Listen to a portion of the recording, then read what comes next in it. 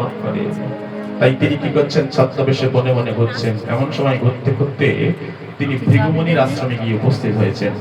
ভৃগুমুনি তার শিষ্যদেরকে আস্বাদন দিচ্ছেন, শোনো শিষ্যবর্গ, তোমরা কি ভাবছো হিরণ্যক্ষকে বধ করে যে পৃথিবীকে তিনি সঠিক জায়গায় আনলেন, ও কেউ নয়, হলো সাক্ষাৎ নারায়ণের অবতার বরাহ ভগবান।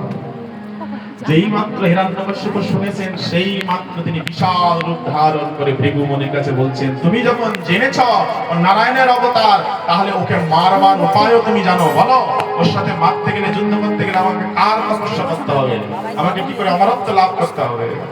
ভৃগুমুনি ভয়ে ভীত হয়ে বলছেন, এই অসুর যদি না বলিত হয় আমায় তো বধ করবে। সুতরাং বললেন যে আমি কি করতে পারি, আমার সৃষ্টিকর্তা স্বয়ং ব্রহ্মা, তুমি যদি সেই ব্রহ্মার কাছ থেকে অমরত্ব পদ গ্রহণ করো। হিরণ্যকশিপু হিমালয়ের পাদদেশে 10,000 বছর এক আঙ্গুলের উপরে দাঁড়িয়ে উদ্দণ্ড বাহু দিয়ে মন্ত্র জপ করছেন। ভৃগুমুনি প্রাপ্ত মন্ত্র কি মন্ত্র? ওম নমঃ ব্রহ্মা প্রজাপতি স্বাহা। এইভাবে 10,000 বছর উগ্র ভজন বলে, এই ভজন শক্তির দ্বারা স্বয়ং সৃষ্টিকর্তা ব্রহ্মা সামনে এসেছেন। ব্রহ্মা কি জানেন না যে একে বর দিলে এরকম কার্য করবে, কিন্তু কিছু করার নাই। মন্ত্র শক্তিটা এমন, মন্ত্র মন শব্দতন্ত্র মনকে ত্রাণ করে। একবার মন্ত্র উচ্চারণ করতে করতে যদি মনকে ত্রাণ হয়, তাহলে মন্ত্র দেবতার সামনে আসতে বাধ্য। সৃষ্টিকর্তা ব্রহ্মা সবই জানেন, কিন্তু এই কম ভজনে তিনি এসে সামনে উপস্থিত হয়েছেন। বলো বৎস, তোমার ভজনে, এই কঠিন ভজনে আমি বড় তুষ্ট হয়েছি, কি চাও? বললেন, হে পিতামহ, আপনি যদি আমার ভজনে তুষ্ট হন, তাহলে আমি বর দিন আমি যেন অমরত্ব লাভ করতে পারি। ব্রহ্মা বললেন, দেখো বৎস, আমি নিজেই অমর নয়, আমি তোমাকে কি করে অমরত্ব দান করব? ব্রহ্মারও মৃত্যু আছে। ব্রহ্মার আয়ু কতদিন? 100 বছর। 100 বছর কিভাবে? সত্য, ত্রেতা, দ্বাপর, কলি, 4 যুগ মিলে হয় এক দিব্য যুগ। এইভাবে 71 দিব্য যুগে হয় এক মন্বন্তর। এইভাবে 14 মন্বন্তর হয় ব্রহ্মার একদিন। এইভাবে ব্রহ্মার পরমায়ু হলো 100 বছর। 50 বছর নিদ্রায় থাকে তখন প্রলয়, আর 50 বছর জেগে থাকে তখন সৃষ্টি চলে। তাহলে স্বর্গের দেবতাগণের আয়ু কতদিন? বলেন, ব্রহ্মার একদিন পূর্ণ হলে স্বর্গের দেবতা পরিবর্তন হয়ে যায়, নক্ষত্র তারা রাশি সব পরিবর্তন হয়ে যায়। এখন ব্রহ্মার একদিন সমান কতদিন?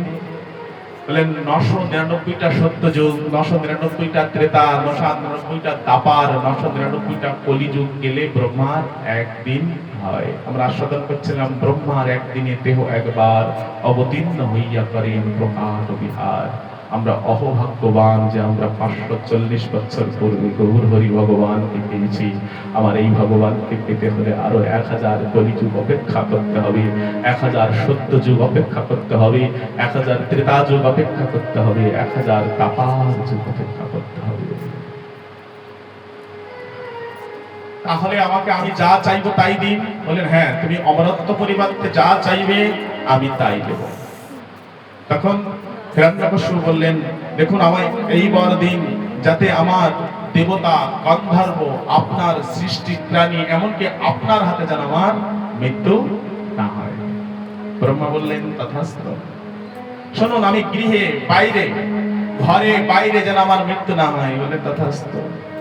স্থলে পাতালে ঊর্ধ্বে গগনে যেন আমার মৃত্যু না হয়। অস্ত্রে শস্ত্রে যেন আমার মৃত্যু না হয়। তথাস্তু। দিনে রাতে যেন আমার মৃত্যু না হয়। বলে, তথাস্তু। এমনকি বললেন, দেখো সৃষ্টিকর্তা ব্রহ্মা, যেন 12 মাসের কোন মাসেই যেন আমার মৃত্যু না হয়। ব্রহ্মা বললেন, তথাস্তু। এই যখন বর পেলেন, তখন সৃষ্টিকর্তা ব্রহ্মা চলে গেলেন। হিরণ্যকশিপু, এ তো অসুর বুদ্ধি। অসুর বুদ্ধি কেমন জানেন? বলে, মহিষের বুদ্ধির সমান। মহিষের গায়ে শক্তি আছে বটে, কিন্তু ওই শক্তি কোনো কাজে লাগে না। এই জন্য মহিষের বুদ্ধি মাথা মোটা বুদ্ধি, তাই ওর দুধ দেখতে একেবারে গোমাতার দুধের মতো, কিন্তু ওই দুধ দিয়ে ভগবানের অভিষেকে কোনো কাজে লাগে না। গোমাতার মল, মহিষের মল দেখতে একই রকম, কিন্তু গোমাতার মলে স্বয়ং ঠাকুর ঘরকে পর্যন্ত মার্জন করে পবিত্র করে, কিন্তু ওই মহিষের মল কখনো কোনো কাজে পবিত্র সাধন করতে পারে না। তেমনি বলছেন মহাজনগণ, এ সংসারে অনেক অর্থশীল ব্যক্তি আছে, তাদের টাকা পয়সা ধন জন প্রতিপত্তি আছে, কিন্তু তাদের অর্থ কখনো ভগবান সেবায় লাগে না, কেননা তাদের বুদ্ধিটা হলো মহিষের বুদ্ধি। কিন্তু এ সংসারে যারা দিনহীন কাঙাল, যাদের সাত্বিক আহার ভোজি, যারা গোবিন্দকে দিন দিয়ে খান, দিয়ে প্রসাদ পান, তাদের হলো গোমাতার মতো বুদ্ধি। দিনহীন কাঙাল হলেও তাদের পয়সা, তাদের অর্থ গোবিন্দ সেবায় লাগে। তন ধন মন, তন শব্দরত্ব দেহ, তন পবিত্র হয় গুরু বৈষ্ণবের চরণে, ধামে গিয়ে গোড়াগড়ি দিলে ওই পবিত্র রজতে দেহ পবিত্র হয়। তন ধন পবিত্র হয় ভাগবতীর সেবায় অর্থ দান করলে, গৌর গোবিন্দের সেবায় অর্থ দান করলে অর্থ পবিত্র হয়। ধন জন, মন পবিত্র হয় ভাগবতী কথা শ্রবণ করলে, ভাগবতী কথা কীর্তন করলে, ভাগবত কথা পরিবেশন করলে, ভাগবতী কথা আস্বাদন করলে মন পবিত্র হয়। তন মন ধন। যা হোক, এখন হিরণ্যকশ্যপ অসুর বুদ্ধি, সে ভাবছেন দেখো সৃষ্টিকর্তা ব্রহ্মা, তুমি বয়সে বৃদ্ধ হয়ে গেছো, তাই তোমার বুদ্ধি নাই। তুমি তো আমাকে অমরত্ব বাড়িয়ে দিয়েছো, যদি তোমার সৃষ্টির কোনো প্রাণীর হাতে আমার মৃত্যু না হয়, তো আমায় মারবে কে? আমি দিনে যদি না মরি, রাতে না মরি, তাহলে আমায় মারবে কে? আমি যদি আকাশে না মরি, স্থলে যদি না মরি, তাহলে আমায় মারবে কে? এমনকি 12টা মাসের মধ্যেও যদি আমি না মরি, অস্ত্রে শস্ত্রে না মরি, তাহলে আমায় মারবে কে? হিরণ্যকশিপু এই বর প্রাপ্ত হয়ে কি করলেন? অসুরকে সঙ্গে নিয়ে স্বর্গ মাত্র পাতাল আক্রমণ করে জয় জয় কাহার করলেন। দেবতাগণ স্বর্গ রাজ্য হারিয়ে ব্রহ্মার কাছে গেলেন। ব্রহ্মা বললেন, আমি নিজে বর দিয়েছি, এখন আমি কি করবো? তোমরা নারায়ণের কাছে যাও। নারায়ণ ভগবান বললেন, দেখো কঠিন তপস্যা করে এই বর পেয়েছে, সুতরাং তপস্যার কিছুদিন একটু সুখ ভোগ করতে দাও, তবে চিন্তা করো না, যেদিন ওর ঘরে আমার ভক্তের জন্ম হবে, আর ও যেই মাত্র আমার ভক্তের উপরে অন্যায় অত্যাচার করবে, ওর যত যত জন্মের 10,000 জন্মের ভজন সাধন তপস্যা নিমেষের মধ্যে ক্ষয়প্রাপ্ত হবে, আর তখন আমি ওকে বধ করব। এই কথাটি তোমাদের একটু কষ্ট করে বন জঙ্গলে থাকতে হবে। দেবতাগণ বন জঙ্গলে ঘুরছেন। এদিকে আমরা আগে প্রথম দিবসে শ্রবণ করেছি যে কশ্যপ ঋষি আশীর্বাদ দিয়েছিলেন। কাকে? দিতি মাতাকে। কি আশীর্বাদ দিয়েছিলেন? যে তোমার 2 পুত্রতে পৃথিবীতে হাহাকার করবে। এজন্য দিতি মাতা 100 বছর সন্তান হিরণ্যকশিপুর গর্ভে ধারণ করে রেখেছিলেন, জন্ম দেয় নাই। কিন্তু ওই গর্ভ তেজে পৃথিবী উত্তপ্ত হচ্ছিল, তাই পৃথিবীর মঙ্গল সাধনের জন্য তিনি সন্তান ভূমিষ্ঠ করেছিলেন। তখন কি আশীর্বাদ দিয়েছিলেন? কশ্যপ ঋষি মনে আছে? যে তোমার পুত্রের পৃথিবীতে হাহাকার করবে, কিন্তু তোমার পুত্রের পুত্র অর্থাৎ পপুত্র এমন ভক্ত হবে যে ভক্তের যশ সারা জগৎ সারা ব্রহ্মাণ্ড জয় জয়কার করবে। মানে প্রহ্লাদ মহারাজ কি। হিরণ্যকশিপু যখন ভজনরত ছিলেন, তখন কয়াধু গর্ভবতী ছিলেন। তখন দেবরাজ ইন্দ্র কয়াধুকে মারবার জন্য স্বর্গলোকে নিয়ে যাচ্ছিলেন। তখন দেবরাজ ইন্দ্র বললেন, করছো কি ইন্দ্র? বললেন, এক অসুরের জ্বালায় বাঁচছি না, আরেক অসুর যদি জন্ম নেয় তাহলে আমরা পেরে উঠবো না, তাই একেবারে মূলে ধ্বংস করে দেব। বললেন, করছো কি? যে গর্ভে যে সন্তান আছে, ওই সন্তানেই তোমাদের মুক্তি সাধন করবে, স্বয়ং ভগবানের ভক্তি প্রকাশ হবে, জগতের মঙ্গল সাধন হবে। দেবশ্রীপাদ নারদ কয়াধু মাতাকে তার আশ্রমে নিয়ে রাখলেন, নিত্য ভাগবতী কথা আস্বাদন করতেন। ধীরে ধীরে প্রহ্লাদ মাতৃগর্ভে বড় হতে লাগলো। 7 মাস যখন গর্ভের সন্তান হয়, তখন মায়ের কর্ণ দিয়ে সন্তান গর্ভে শ্রবণ করতে পারে। আর মা যে প্রসাদ গ্রহণ করে, সেই প্রসাদ ধীরে ধীরে সন্তানও সেই প্রসাদই হয়ে যায়। এই জন্য মহাজনগণ বলছেন, বিশেষ করে আমাদের দশপিতার সংস্কারের মধ্যে গর্ভদান, এই গর্ভধান যখন হয়, তখন অবশ্যই সেই মাতাকে ভাগবতীর কথা, ভগবানের গুণকীর্তন শ্রবণ কীর্তন করা প্রয়োজন, তাহলে শুদ্ধ ভাগবত ভক্তির জন্ম হবে। এখন কি হয়, একটু সন্তান বড় হলে একটু গুষ্টুগুস খেলা করে, একটু গুষ্টুগুস করে, আবার ড্যান্স করে, ব্রেক ড্যান্স দেয়।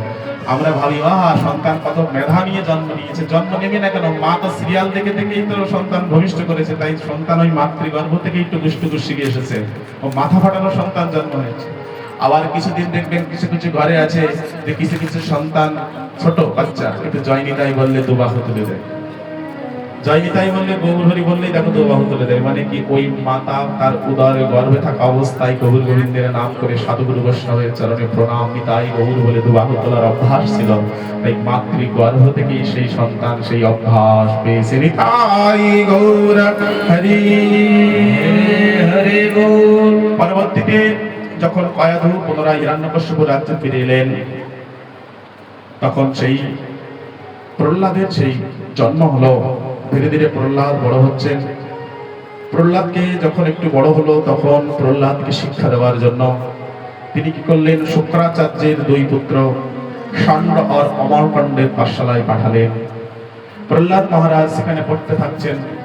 কিছুদিন পড়তে পড়তে যখন হিরণ্যকশ্যপ দেখলেন ছোট বালক গুনগুন কীর্তন করতে করতে রাজমহল দিয়ে হেঁটে বেড়াচ্ছে, এখন ডাকলেন, বাবা এদিকে আসো, প্রহ্লাদ এদিকে আসো। আসলেন, বললেন, বাবা তুমি তো বেশ পাঠশালায় পড়াশোনা করছো পুত্র, তা কি পড়াশোনা শিখেছো আমাকে একটু বলবে? হ্যাঁ পিতা। আদর করে কোলে নিয়ে বসেছেন।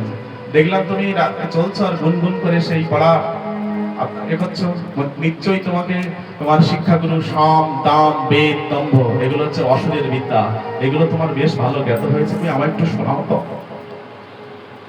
কিন্তু প্রহ্লাদ মহারাজের এই সম দাম বেদ দম্ভ এইগুলো তার কোনো জ্ঞানের মধ্যে তিনি নাম নাই। যদিও তাকে পড়ানো হয়েছে, তিনি তাতে তিনি মন দেন নাই। তিনি পাঠশালায় বসে বসে সদাই নারায়ণের চিন্তন করেন।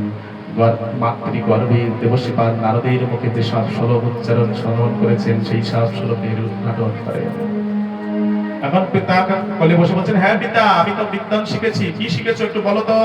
পিতা শ্রবণ করো। শ্রবণম কীর্তনম বিষ্ণু শরণম পাদ সেবনম অর্চনম বন্দনম দর্শন সখ্য আত্মনিবেদনম ইতি পুংসং অর্পিতা বিষ্ণু ভক্তি লক্ষণঃ ক্রিয়াতে ভগবতঃ তাধুনোত্তমম। উত্তম শিক্ষা হলো এই শ্রবণ কীর্তন স্মরণ পাদ সেবন অর্চনম বন্দনম নববিধা ভক্তির দ্বারা গোবিন্দের চরণ প্রাপ্ত হওয়া। যেই মাত্র এই শ্লোক শুনেছেন, হিরণ্যকশ্যপের সন্তানকে ছুঁড়ে ফেলে দিয়েছেন। আর সমস্ত সেপাহীগণ এসে প্রহ্লাদকে পেরেছেন। কি হয়েছে? ডাকো, ষণ্ড-অমরকণ্ডকে ডাকো। আসলেন। এত বড় সাহস, আমার শত্রুর বিদ্যা তোমরা শেখাচ্ছ? শোনো, তোমাকে কিন্তু তোমাদের দুই ভাইকে আমরা গুরুপুত্র হলেও গর্দান দিয়ে দেব। ষণ্ড-অমরকণ্ড কাঁপতে কাঁপতে বলছেন, প্রভু আমরা শিখাই না। প্রহ্লাদ যেন আমরাতেই গীতা থেকে শিখে এসেছি, আরো আরো অনেক অনেক মন্ত্র শ্লোক বলে। আমি কোনো কিছু শুনতে চাই না, আরো ভালো করে শিক্ষা দাও, সমদাম সম্বাদ দ্বন্দ্বের বিদ্যা শিক্ষা দাও। নিয়ে গেলেন, কিন্তু কোনো লাভ হলো না। শাখাদের সঙ্গে একত্র বসলেন, বসে বলছেন, দেখ এই সংসারে জন্ম নিয়েছি গরিব ভজনার জন্য, আই সবাই মিলে হরি নাম করি, কৃষ্ণ নাম করি। শাখাগণ বলছেন, প্রহ্লাদ তুইও তো অসুর পুত্র, আমরাও অসুর পুত্র, তোর জন্ম এখানে হয়েছে, আমাদের জন্ম এখানে হয়েছে, কিন্তু তুই এত হরিনাম করতে ভালোবাসিস, যখন হরিনাম করিস তোর চোখের জল দিয়ে ধারা প্লাবিত হয়। তোর সঙ্গ লাভে আমরা পবিত্র হলাম, কিন্তু বলতো আমাদের তো হরিনাম করে চোখে জল আসে না, তোর চোখে জল আসে কেন? প্রহ্লাদ বলছেন, শোন, আমি যখন মায়ের গর্ভে ছিলাম তখন আমি দেবশ্রীপাদ নারদের উচ্ছিষ্ট প্রসাদ অমৃত পেয়েছি। আমার মাতা প্রত্যেক দিন দেবশ্রীপাদ নারদের চরণ অমৃত পান করতেন। তাই শোন, মহিষং পদরজ অভিষেকনম নিষ্কিঞ্চনম নো প্রীতি যাব। যতক্ষণ পর্যন্ত নিষ্কিঞ্চন বৈষ্ণবের চরণ রজে নিজেকে সিক্ত না হওয়া যায়, ততক্ষণ পর্যন্ত শুদ্ধ ভক্তির সঞ্চার হয় না। আর যতদিন শুদ্ধ ভক্তির সঞ্চার না হয়, ততদিন হরিনাম কীর্তন শ্রবণে চোখের জল আসে না। তবে শোন, তোরাও হরিনাম কর। একদিন হরির নামের দ্বারা তোদের চিত্তের মলিনতা দূর হয়ে গিয়ে তোদের নয়নেও জল আসবে। কেন জানিস? এই বাল্যকাল থেকেই হরিনাম করা শ্রেয়। কৌমারো আচারেতে প্রাপ্ত ধর্মনঃ ভগবত নিহ দুর্লভম মানুষম জন্ম তদ্ধ্রবঃ উত্তমম। সনদ্রব প্রহ্লাদ বলছেন, শোন, এই বাল্যকাল থেকেই ভাগবতীয় ধর্ম অনুশীলন করা প্রয়োজন। নিঃশ্বাসের এক সেকেন্ড বিশ্বাস নাই। দেবশ্রীপাদ নারদ বলছেন, মৃত্যুতে একদিন সবাই হবে। শোনো, নারদ পঞ্চরাত্রে দেবশ্রীপাদ নারদ বলছেন, জীবিতং বরং পঞ্চদিনানি চ। এই সংসারে 5 দিন বিষ্ণু ভক্ত হয়ে বেঁচে থাকা উত্তম, কিন্তু নতুন কল্প সহস্রানি বিষ্ণু ভক্তিহীন কিশোরে 5000 বছর, 500 বছর, 5 লক্ষ বছর, 5 কোটি বছর বিষ্ণু অভক্ত হয়ে বেঁচে থেকে কোনো লাভ নেই।